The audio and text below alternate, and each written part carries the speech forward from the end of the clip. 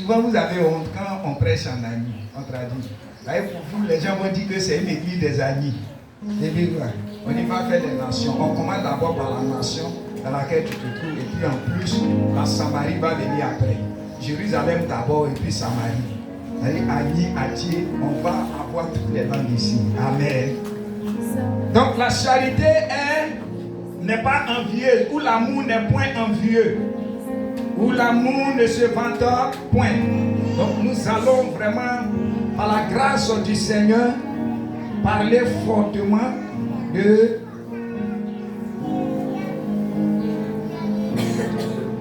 l'envie. Donc l'envie, dis avec moi l'envie. Donc la charité, l'amour n'est pas envieux. L'amour n'est pas envieux. L'amour ne se vante point. Quand quelqu'un a l'amour en lui, cette personne ne peut pas envier son prochain. Quand l'amour demeure en toi, tu ne peux pas envier ton prochain.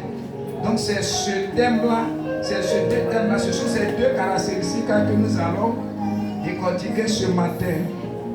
Alors, est-ce qu'on est là? Voilà, est-ce que je peux aller? Gloire à Dieu. Ok. Qu'est-ce que l'envie?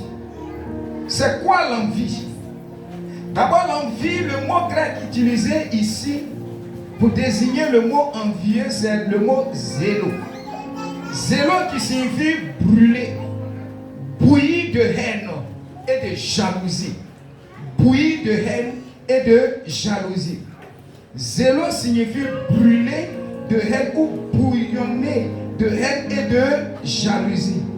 Donc c'est un feu qui s'allume dans le cœur d'une personne et pousse cette personne à agir de façon malveillante.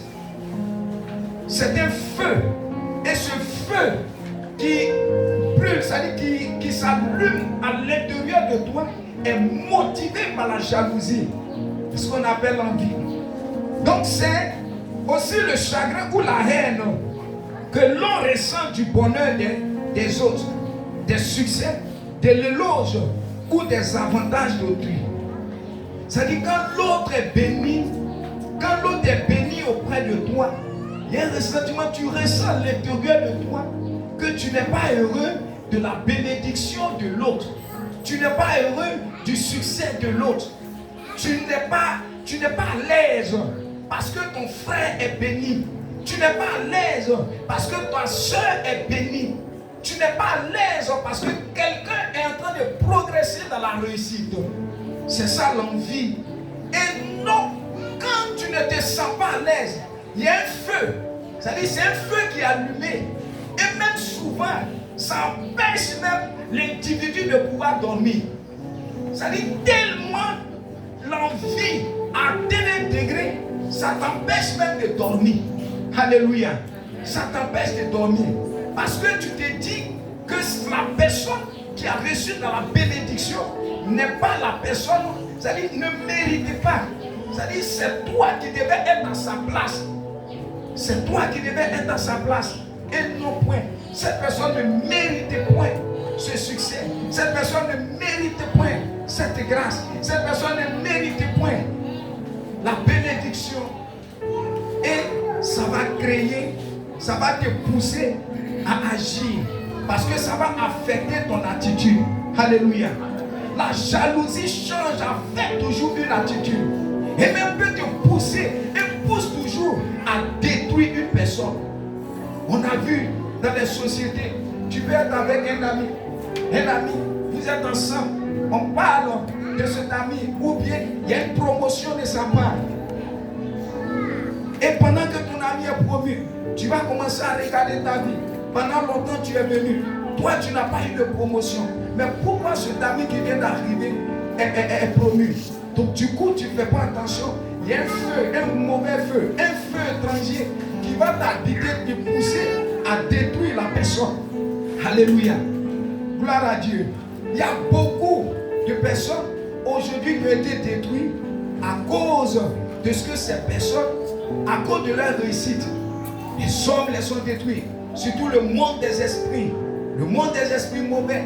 Quand une personne est bénie, quand une personne a réussi, on communique la réussite de cette personne dans le monde invisible et on va pour déstabiliser cette personne. Il y a beaucoup qui ont chuté à cause de la mauvaise action des hommes autour d'eux. Parce que tout simplement, ces hommes n'acceptaient pas leur succès. Ces hommes n'acceptaient pas leur bénédiction. Gloire à Dieu. Est-ce que quelqu'un m'entend ce matin? Gloire à Jésus. Donc ça peut te pousser au mal. Dis à ton frère, refuse d'être jaloux, mon frère. Dis à ta soeur, refuse d'être jaloux. Refuse d'être envieux. Alléluia. Il faut lui dire encore, mon frère ou bien ma soeur, si tu m'aimes, tu dois aimer mon succès. Tu dois aimer mon succès. Et tu dois aimer aussi ma réussite. Et puis dis-lui encore, parce que ma réussite ne sera point une occasion de chute pour toi. Est-ce que tu as bien compris? Ça dit ce que j'ai dit là. Ça dit quand quelqu'un réussit auprès de toi, la réussite de la personne ne peut pas t'empêcher de toi de réussir. Parce que ce n'est pas la personne même qui a inventé sa réussite. La réussite vient de Dieu. La bénédiction vient de Dieu. Le même Dieu qui l'a béni est capable aussi de te bénir aussi au nom de Jésus. Gloire à Dieu. Donc pourquoi être envieux? Pourquoi être jaloux? Souvent même à l'église, dans la spiritualité, dans la manifestation des dons, il y a de la jalousie. Dans 1 Corinthiens 3, Paul dit qu'il y a de la jalousie au milieu de vous. Vous êtes charnels, vous êtes des enfants, des bébés en Christ.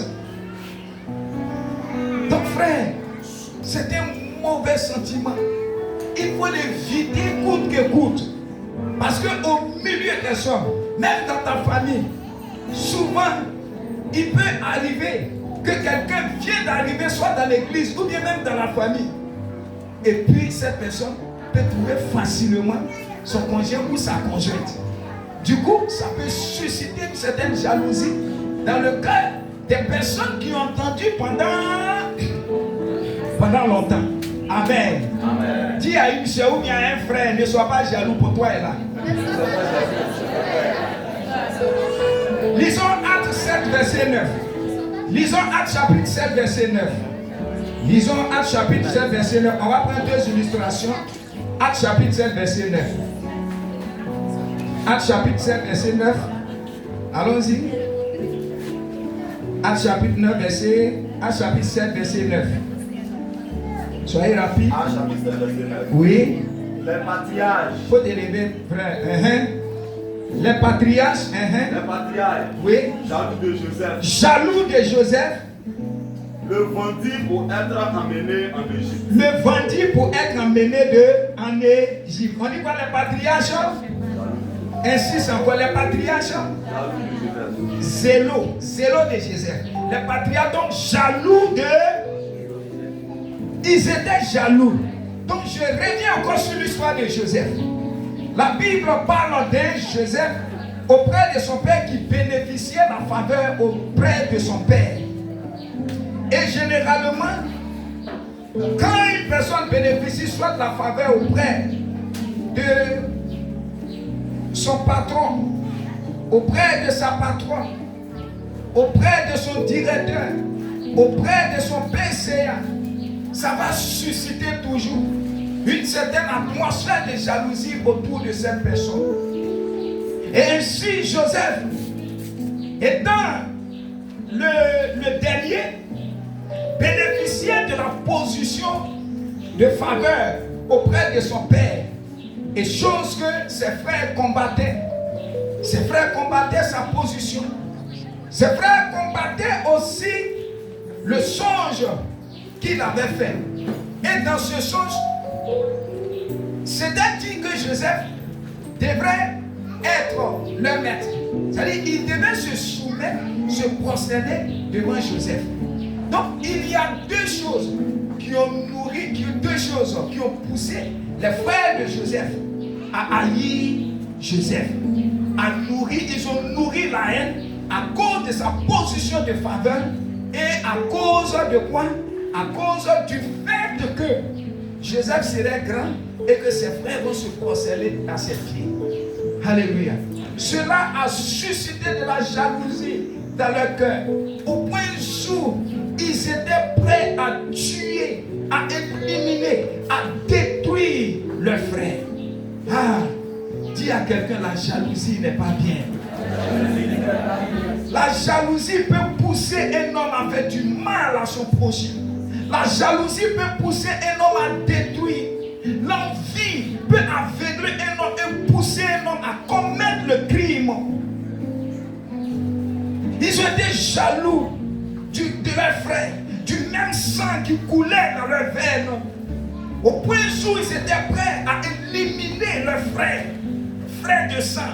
Ce n'est point leur cousin, ce n'est point leur cousin, ni leur oncle, mais c'est leur frère, et ni frère portant le même sang. Pourquoi? Parce qu'il y a un feu de jalousie qui est né dans leur cœur. Et ça les a poussés au mal. Ça les a poussés au crime. Alléluia.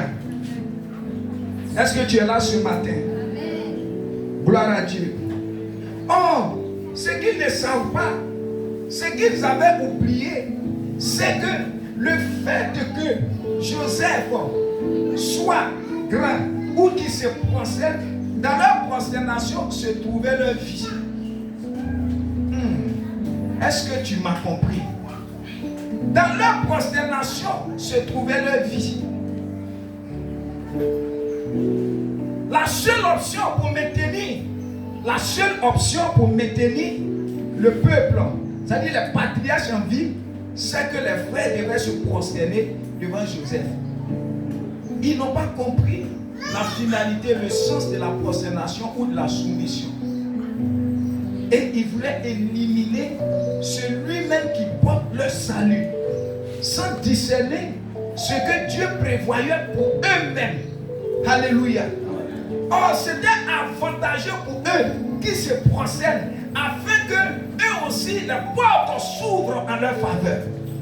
Ce que tu ne sais pas, c'est que la bénédiction d'une personne peut être pour toi une grande porte ouverte au nom de Jésus.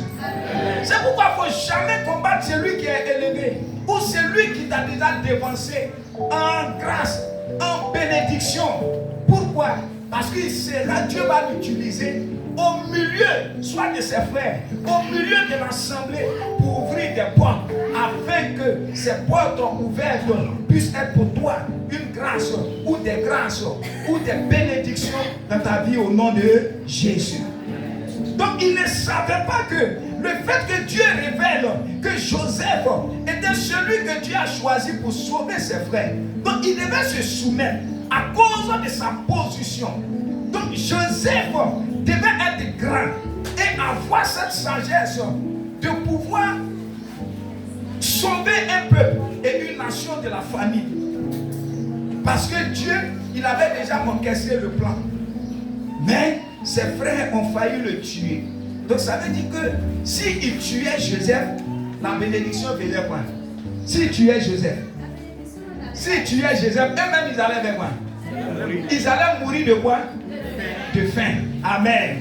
Gloire à Dieu. Si tu es Joseph, eux-mêmes ils allaient mourir de faim. Celui-même que peut-être tu combats, celui-même peut-être qui est auprès de toi, ou ton frère, ta soeur qui a réussi, tu ne sais pas que quand tu vois la réussite d'un frère, il faut t'assurer que Dieu va utiliser la réussite de tes frères pour te lever dans un domaine, ou pour te lever dans des domaines. Parce que dans la vie, nous nous complétons. Alléluia. Nous nous complétons. Gloire à Dieu. Ainsi, nous pouvons parler aussi de qui? De Rachel. Rachel et Léa dans Genèse 30, verset 1. Donc, frères et sœurs, sachez d'abord que quand on est béni, il va y avoir des gens qui ne vont pas être heureux de ce que nous avons obtenu par la grâce. Des gens qui ne vont pas être contents de ton succès. Des gens, ce n'est pas tout le monde mon frère. Ce n'est pas tout le monde ma soeur. C'est pourquoi souvent les gens se plaignent. Ah, telle personne, ah, telle chose, ah, telle chose. Non. Il faut t'attendre. Il faut t'attendre à des gens qui ne seront jamais contents de la position que peut-être Dieu t'a accordé d'avoir. Est-ce que quelqu'un m'entend? Est-ce que quelqu'un m'entend? Dans un domaine, tu peux développer un projet avec un frère. Mais quand le projet va commencer à exceller, tu vas voir que en regardant son propre projet, si cet homme n'a pas Dieu, n'est pas rempli du Saint-Esprit, tu vas voir qu'il aura une jalousie au-delà de cet homme et ça va pousser cet homme à faire quoi? À détruire son frère. Mais c'est pourquoi je voulais conseiller quelqu'un. Il faut craindre Dieu. Il faut craindre Dieu. Il faut craindre Dieu. Il faut vraiment craindre ton Dieu. Parce que la Bible dit, dans Proverbe 16, verset 7, quand l'Éternel approuve les voies d'un homme, il dispose favorablement à son égard même ses ennemis. Ça veut dire que si la crainte de Dieu est en toi, quelles que soient les décisions, quel que soit le feu de jalousie qui s'allumera dans le cœur de la personne qui souhaiterait te faire du mal, ce propre feu, ce feu qui est allumé à l'intérieur va détruire cette propre personne au nom de Jésus. La jalousie va pousser des hommes à faire le mal.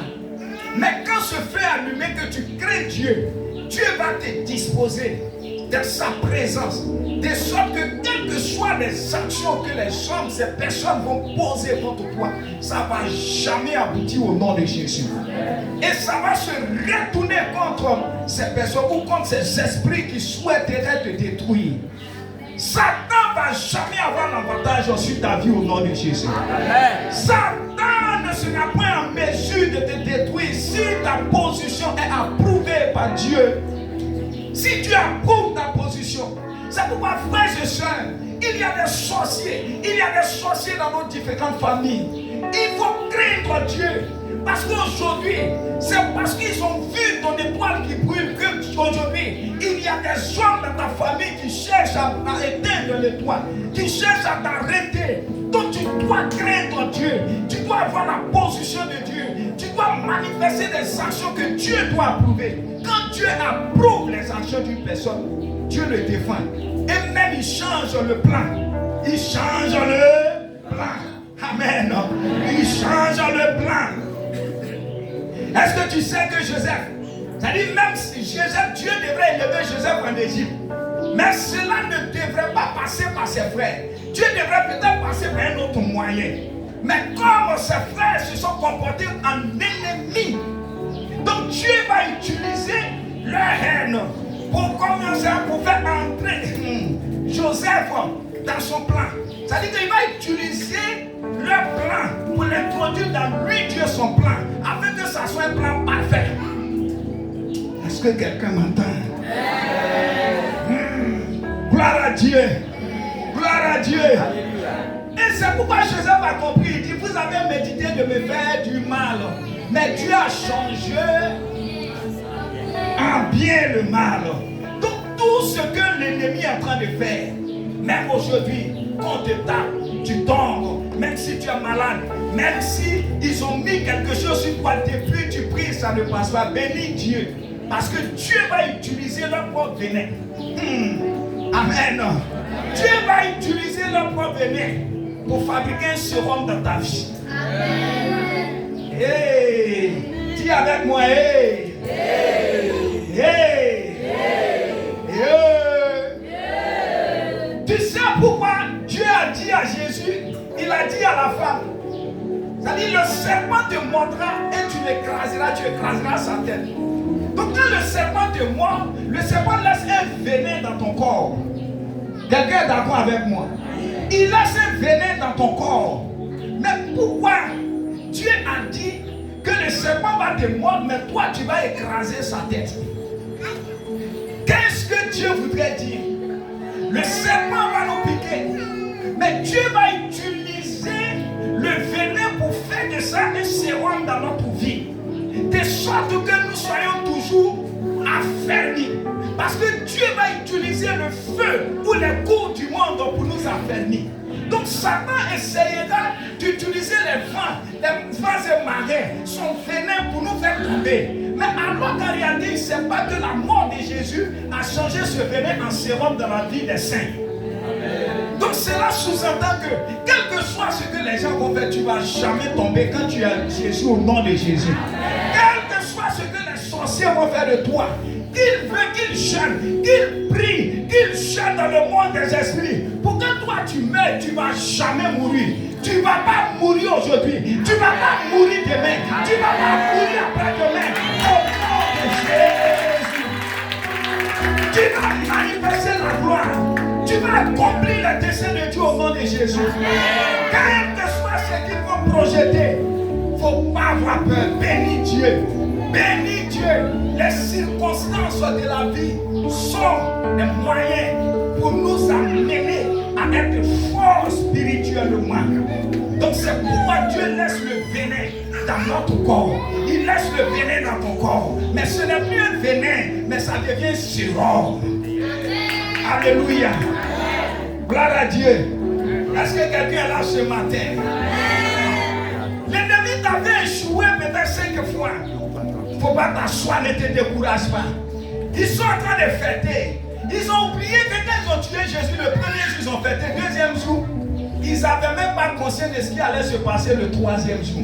Il y a un jour sombre que Dieu dispose pour toi, que l'ennemi ne saura jamais. Tu vas sortir de ce jour glorieux. C'est là qui va étonner tes ennemis. C'est pourquoi sois confiant. Tape ton frère, dis à ton frère, mon frère, continue toujours d'avancer. Continue toujours d'avancer. Dis-lui, continue toujours d'avancer. Alléluia. Alléluia. J'aimerais mon témoignage. Hey, dis hey. Gloire à Dieu. C'est-à-dire, il y a un jour, l'ultime assaut. J'appelle ce jour-là l'ultime assaut. Où les gens ont lancé contre-attaque contre moi. Dans ce jour, on était au village. Où j'ai vomi du sang de la nuit, c'est-à-dire de 20h jusqu'à 6h du matin. 20h jusqu'à 6h, les témoins. On envoie les vases, ça remplit. Elle va verser. Mais elle continue après, on était païens. Mais je ne sais pas le Saint-Esprit était venu entrer dans la chambre. Le Saint-Esprit est descendu sur la prière. Je ne sais même pas quelle prière elle élevait. Mais quand même, ça me bénissait quand même.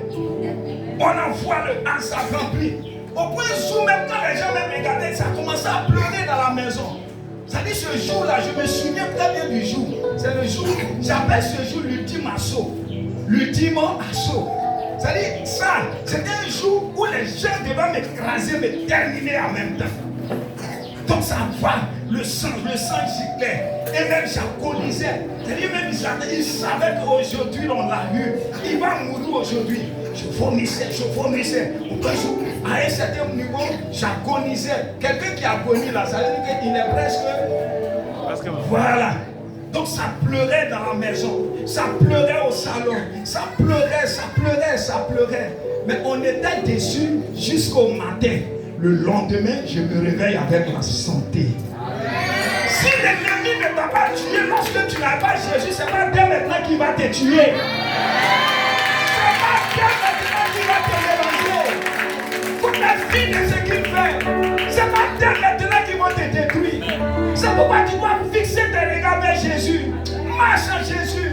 Ne regarde pas ce qui va se dire à gauche à droite ou va se faire à gauche à droite. Parce que ce que tu as prévu, personne ne peut déstabiliser si tu es dans sa position. Personne ne peut déstabiliser. Mais il y a un jour sombre que l'ennemi ne sait pas. Il y a un jour sombre, le troisième jour où Jésus a ressuscité. C'est le jour sombre. Et il y a un jour sombre que Dieu cache. Quand ils ont emprisonné Pierre, ils ont commencé à fêter parce qu'ils ont tué Jacques. Hérode a commencé à fêter parce que ce jour-là, ils allaient tuer Pierre pour déstabiliser l'église. Alors qu'il y avait un jour sombre que Dieu avait préparé. Hey Dieu, Amen. Ton Dieu est fort. Dis à un frère, Jésus est fort. Jésus est fort. Il est tout puissant.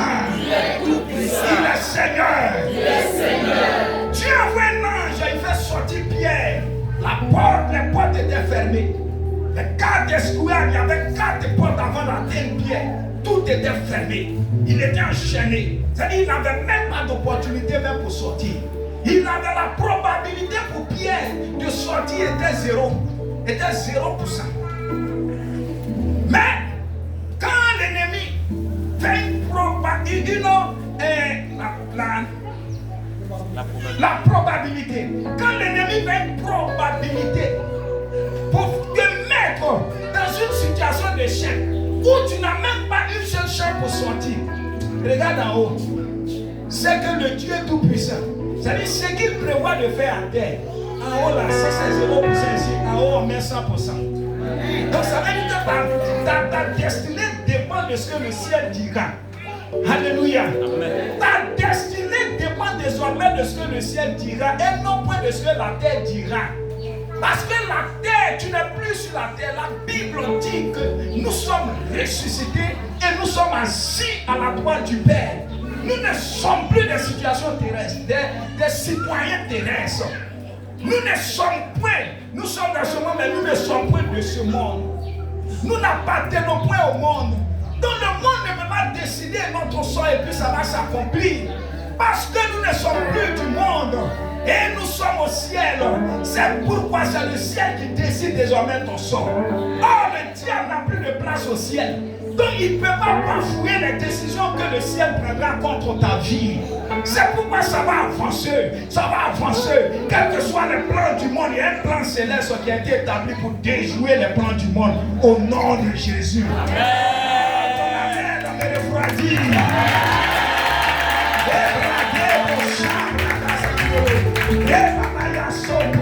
C'est pourquoi Jésus pouvait communier. Non, je n'ai rien contre vous, levez-vous. Vous avez médité de me faire du mal, mais Dieu a changé cela en bien. Tu es en train de changer le mal de l'ennemi en bien dans ta vie au nom de Jésus. Voici Sarah, voici Rachel. La Bible dit dans Genèse 30 verset 1, lisons rapidement. Genèse 30 verset 1. Oui, allons-y rapidement. Genèse 30 verset 1.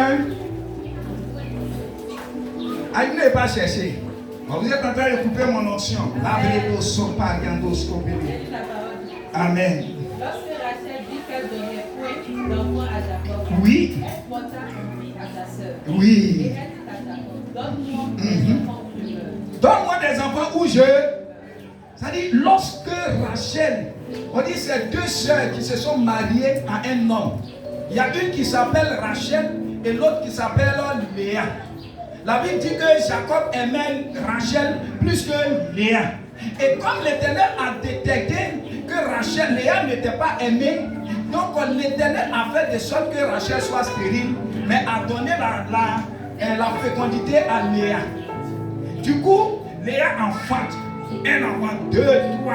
Elle aussi, comme elle sait qu'elle n'est pas aimée, elle va faire son malin pour provoquer chaque jour sa soeur. Et souvent c'est comme ça. Alléluia. Gloire à Dieu. Du coup, sa provocation va faire naître dans le cœur de sa soeur un feu étranger, le feu de la jalousie, qui va pousser Rachel qui était aimée à faire quoi? À harceler son mari. Donne-moi un enfant, sinon si tu me donnes pas un enfant, je me tue. Harcèlement et suicide, mission de suicide. C'est-à-dire la jalousie peut même tousser. Au moins, elle n'a pas décidé de tuer sa sœur, c'est bon. Elle dit elle-même, elle veut mourir. Parce que tout simplement, Dieu ne lui donne pas enfant. Jacob ne lui donne pas enfant. Au lieu de regarder au ciel, elle regardait à Jacob. C'est ça beaucoup de personnes. Au lieu de regarder au ciel, nous regardons à Jacob. Au lieu de regarder au ciel, nous regardons à Jacob. Jacob, c'est qui? Ça peut être une personne auprès de toi, pensant que la personne est contre toi, pensant que la personne pouvait mieux faire. C'est ce que j'enseigne dans mon message. Il y a des personnes qui ne seront jamais sensibles à ton problème. Ils ne seront jamais sensibles. Que tu pleures ou pas, ils ont des moyens, ils ne vont jamais t'aider. Pourquoi? Parce qu'ils n'ont pas reçu le mandat de le faire. En ce moment, Jacob n'était pas la personne requise, mandatée à te donner un enfant. Mais le mandat devait venir du ciel. Elle n'a pas discerné cela, que c'était Dieu lui-même qui était l'acteur. Quand Dieu te frappe de stérilité, c'est pas Satan, c'est Dieu lui-même. Elle a commencé à serrer son mari, perturber son mari. La Bible dit que son mari l'aimait, mais regarde, perturbation, harcèlement, ça a déstabilisé l'amour. Et c'est comme ça qu'aujourd'hui, je voulais parler à une femme. Parce que le mari aujourd'hui est en position de faiblesse. Parce que la femme aujourd'hui est en position de faiblesse, c'est que le mari. Parce que le mari est en position de faiblesse, tu commences à mépriser ton mari. Tu commences à le mépriser. Tu commences à le harceler. Ah, tu n'as plus l'argent. Tu ne me donnes pas. Tu ne me donnes pas l'argent, tel argent. Telle somme depuis, mais sache que c'est le ciel que tu devais regarder, non pas à ton mari. En ce moment, ce n'est pas Jacob que Rachel devait regarder, mais c'est à qui? À Dieu. Parce que Jacob n'était pas le mandat. La seule personne qui était mandatée, c'était Dieu lui-même. C'était point personne. Donc, frères et sœurs, c'est Dieu seul qui a le mandat de la réussite. Ce n'est ni ton père, ce n'est ni ta mère. N'accuse personne autour de toi. Quelle que soit la position des gens, où tu sais qu'ils sont en mesure de t'aider, s'ils ne l'ont pas fait, bénis Dieu, bénis Dieu, bénis Dieu. De sorte que ton cœur ne soit pas affecté par des mauvaises choses, surtout par des mauvaises choses. Quand tu sauras que ton homme est en position de t'aider, mais il ne t'aide pas, mais il est en train d'aider ses enfants, il est en train d'aider ceux qui sont tués, ça veut dire de faire quoi? De faire naître en toi de la haine contre lui, de la haine peut-être contre ses enfants. Refuse cela au nom de Jésus. Refuse cela au nom de Jésus. Amen. Dis à ton frère, ton tour viendra. Arrête de regarder à l'autre, ton tour viendra. Alléluia. Donc vous avez vu Rachel. Et qu'est-ce qui s'est passé? Même quand elle a eu les deux enfants, c'est-à-dire elle a poussé même ses servantes à coucher avec son mari. Pour un enfant, elle était prête à donner son mari à quelqu'un d'autre. Pour un enfant, elle donne son mari à quelqu'un d'autre à cause d'un enfant. On livre notre intimité à cause de quelque chose qu'on recherche dans. Ça devient en nous envie, hop, convoitise. Je voulais faire la différence entre la convoitise et l'envie, mais il n'aura pas le temps. Il y a un enseignement spécial sur la convoitise. Amen. Il y a une différence entre convoitise et envie.